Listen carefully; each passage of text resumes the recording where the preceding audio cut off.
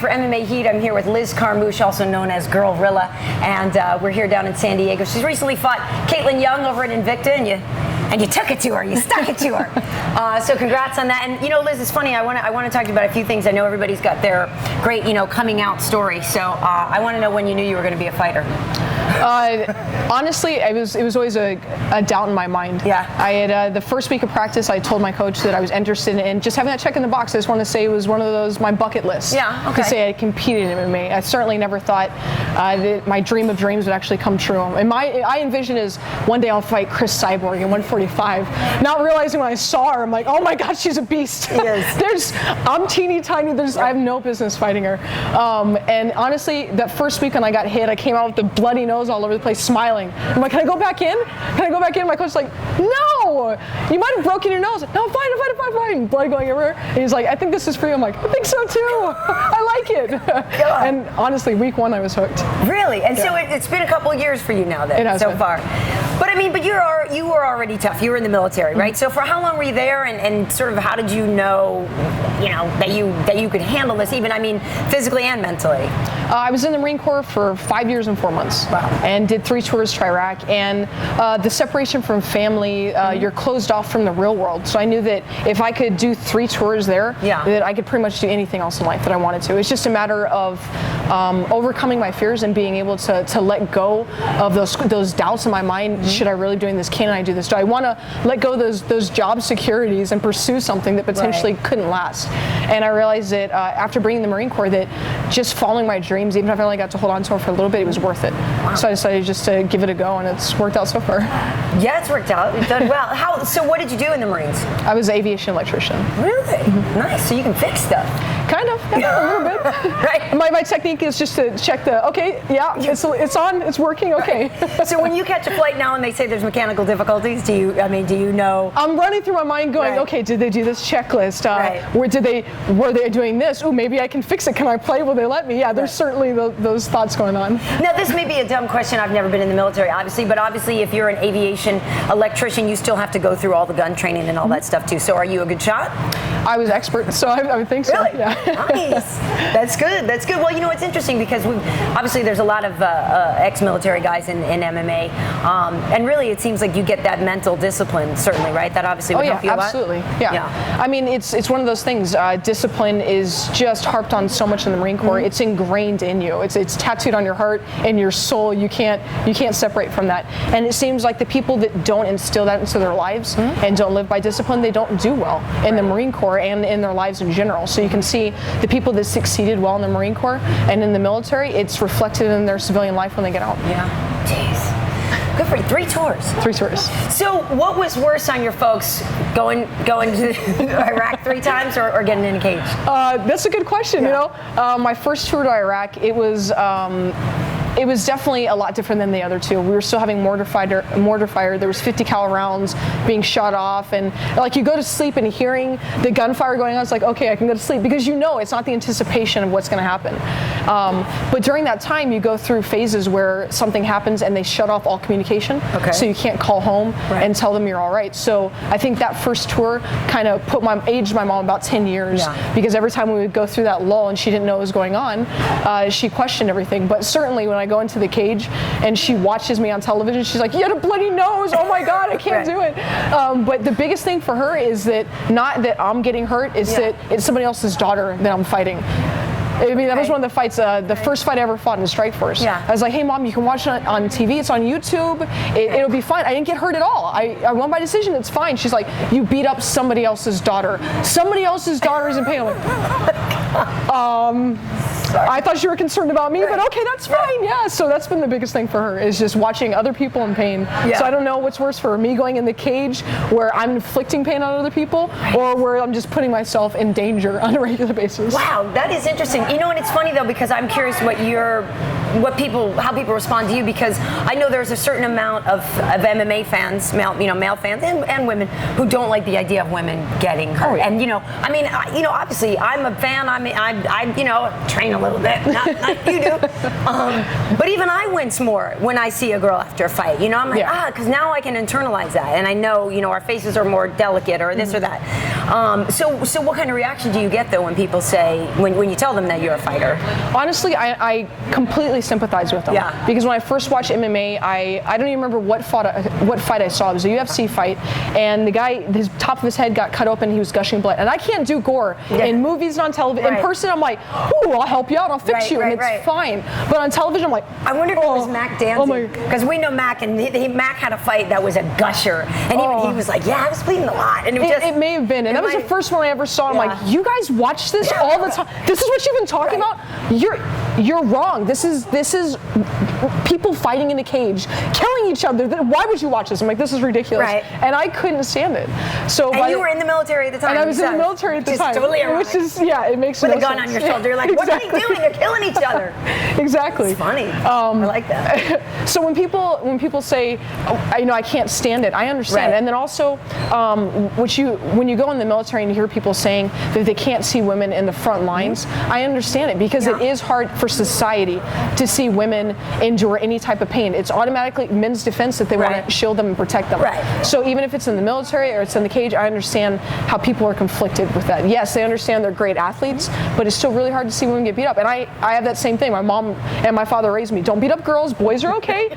Don't beat up girls. They're smaller and weaker than you. Don't beat them up. So there's that conflict of, are you okay? Oh, no, it's okay. You were fighting.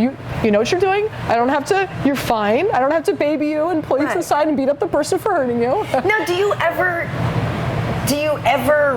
wrestle with that literally during the fight when you go, shoot, I just know I just broke her nose or something, you know what I mean? Or you're able to just... In the fight, it's completely different. In the fight, it's, I'm sorry, I'll shake her hand, be friends before and after, but as soon as you step in the cage, it's like, I'm sorry, I'm not going to be your friend right now. I'm not going to touch gloves. Oh, you don't touch gloves? I don't touch gloves, because it's from the moment that door closes, we're no longer friends. Really? Yeah. And as soon as the fight's over... I didn't notice that you don't touch gloves. But as soon as the fight's over, it doesn't matter how the fight's lost. I'm automatically hugging, even if they won. I want to be like, hey, congratulations, good job, because we're athletes at the end of the day. Of course. Yeah. So Girl Rilla doesn't touch gloves, but Liz is absolutely. Who gave you that nickname? My coach did. Oh yeah. Yeah, I would do crazy stuff from climbing off the cage and the ground and pound and the brute strength of moves that shouldn't work. I was doing these things. He's like, what? No, don't. Okay, it worked. That shouldn't work. You have gorilla strength. So it's like, you're the gorilla.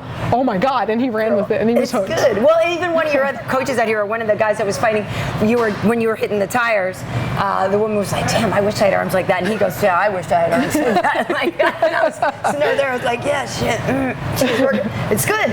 So you were saying you thought Chris Cyborg would be too big for you, though. You're about what, 5'6"? 5'6", yeah. Okay. So I mean, Chris is 5'9" or so. I think so, yeah. So it's interesting because when I think the first time I noticed you was in the fight with Marloes Conan, and I think a lot of people were surprised you took that on short notice, right? Yes.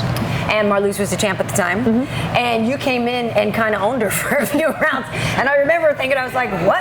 Because she's good, you know what I mean? And she's a champ, and I'm like, wow, this girl just came out of nowhere, and you're doing a great job. I know that fight didn't end up going your way, but how did that do for you in terms of establishing you and getting you, other fights and just kind of putting you on the map?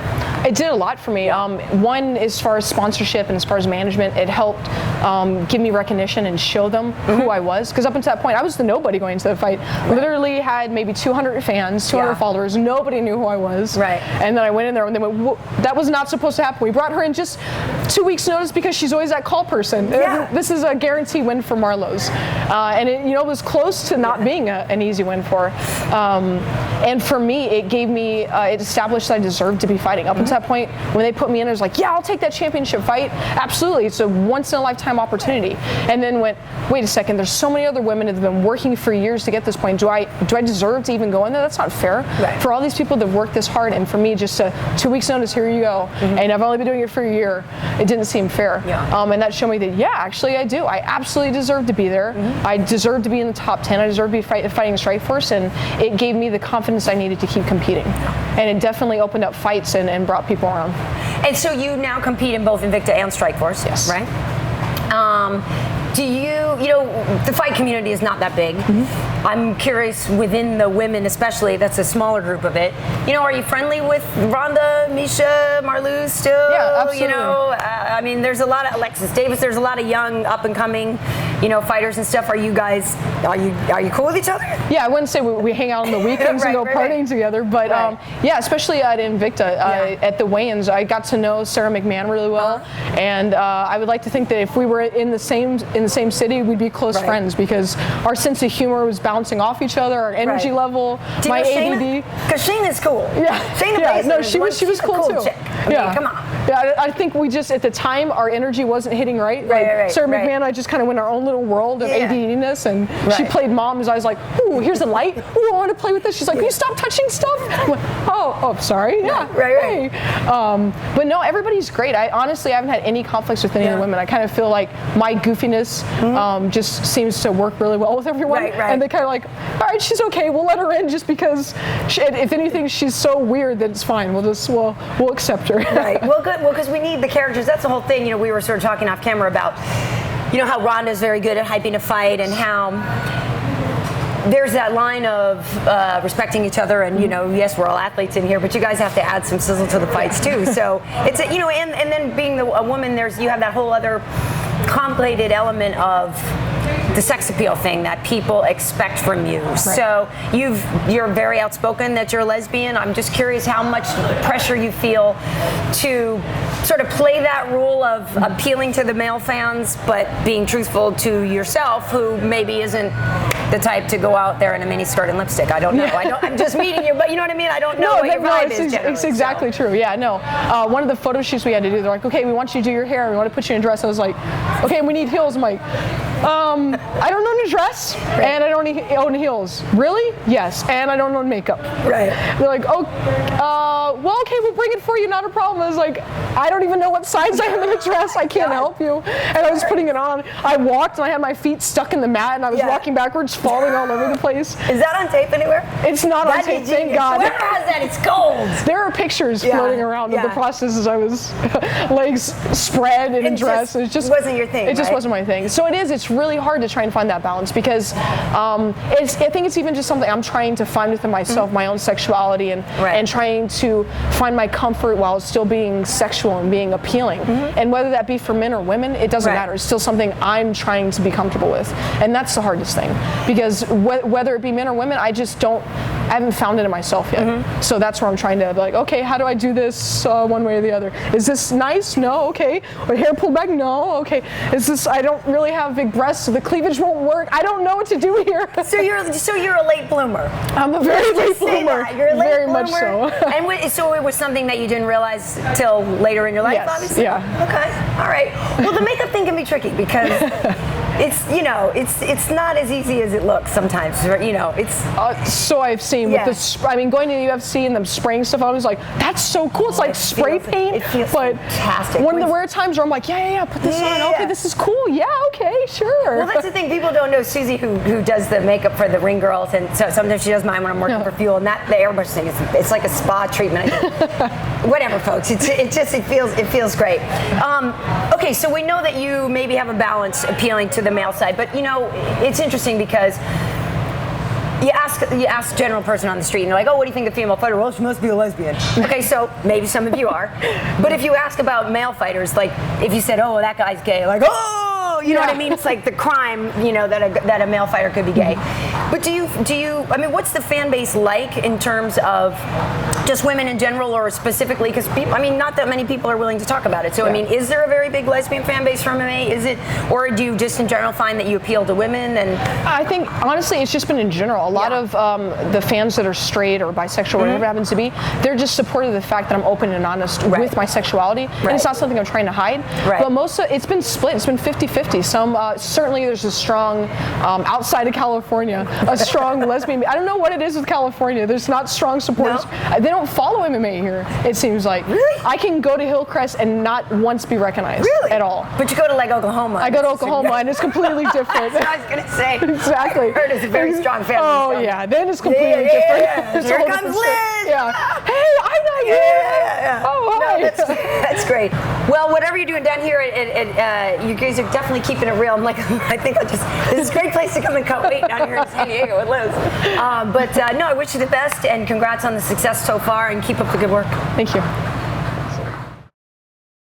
This is Liz Carmouche here in sweaty San Diego, California, and you're watching MMA Heat.